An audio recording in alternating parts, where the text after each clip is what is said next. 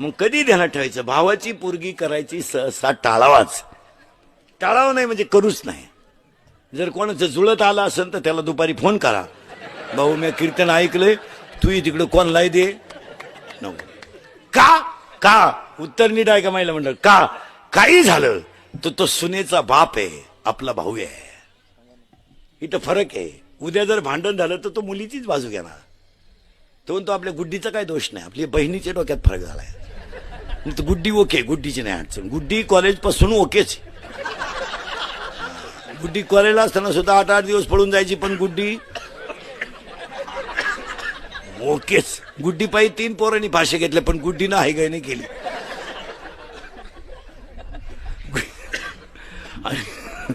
फक्त आपल्या बहिणीच्या डोक्यात फरक झाला आणि तिला गुड्डीच गोळ्या देईल.